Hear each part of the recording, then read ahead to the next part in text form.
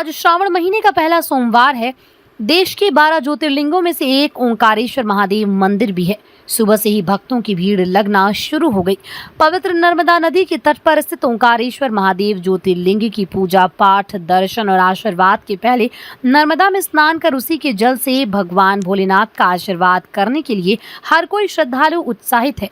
ऐसा माना जाता है कि पवित्र मां नर्मदा नदी के दर्शन मात्र से ही अनेक जन्मों के पापों से मुक्ति मिलती है। यही कारण है कि श्रावण मास में देश भर से श्रद्धालु यहाँ पहुँचते हैं। श्रावण महीने की शुरुआत हो चुकी है। माना जाता है कि श्रावण महीने में भगवान भोलेनाथ अपने भक्तों के लिए पूरे समय मौजूद रहते हैं। यही कारण है कि देश के 12 ज्योतिर्लिंगों में श्रावण महीने के दौरान महादेव की पूजा पाठ और अभिषेक करने के लिए श्रद्धालु उनकी शरण में पहुँचते हैं।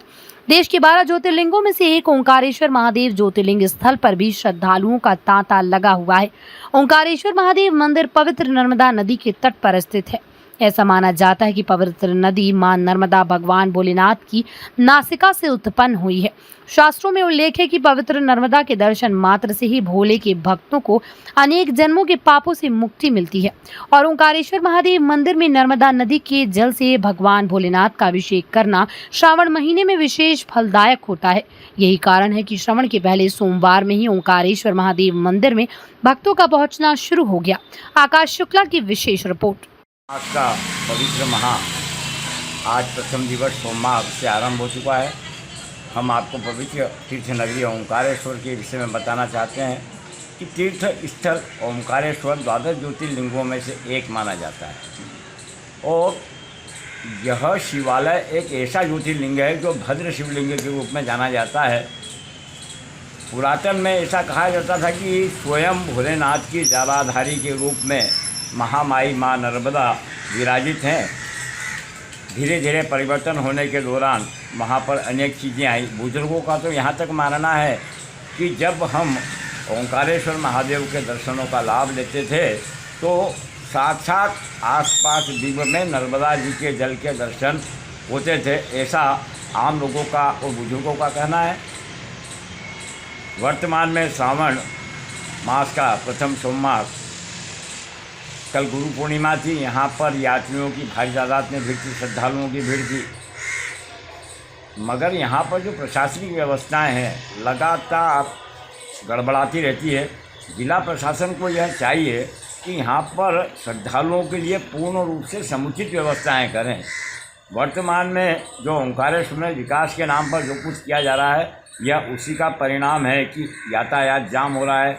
अभी वर्तमान में तो जो ओंकारेश्वर के निकट खेत हैं, शासन उनको अधिकृत करके वहाँ पर पार्किंग की व्यवस्था करवा देता है। मगर शासन को यह गंभीरतापूर्वक सोचना होगा कि अभी वर्तमान में ओंकारेश्वर के आसपास बड़े बड़े होटल और धर्मशालाओं का निर्माण हो रहा है और वह निजी भूमियाँ थी, जो कृषि भूमियाँ थी, वो बिक गई है। शासन को चाहिए कि अभी से कुछ ऐसी व्यवस्थाएं बनाए, आने वाले भविष्य को देखते हुए अगर यहाँ पर इसी तरीके से आलीशान भवन और होटलों का निर्माण होता रहा तो ये निश्चित रूप से यह तय है कि आने वाले 10 वर्षों के बाद तीर्थयात्रियों को मोरटक्का या सनावत से पैदल ज्योतिर्लिंग तक पहुँचना पड़ेगा।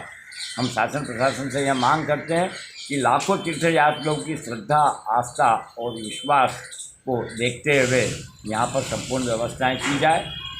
श्रद्धालु जन मंदिर में जब दर्शन करने के लिए पहुँचते हैं तो ये बड़े ही दुख की बात है कि वहाँ पर भक्तिमय माहौल दिखलाई ही नहीं पड़ता। चिल्ला चोट, गाली गलौज, दर्शन को लेके खींचातानी, यह हमारे सनातन धर्म की परिभाषाएं नहीं है। यहाँ पर शासन को बहुत जल्दी शीघ्र से शीघ्र कुशल प्रबंधन करना चाहिए और साथ ही समय से पहले सजग होना होगा, वरना आने वाले समय में कभी भी किसी भी प्रकार की गंभीर घटना ओंकार मंदिर परिक्षेत्र में घटित हो सकती है। मुकेश शुक्ला, श्रावण मास की आप सभी को हार्दिक शुभकामनाएं।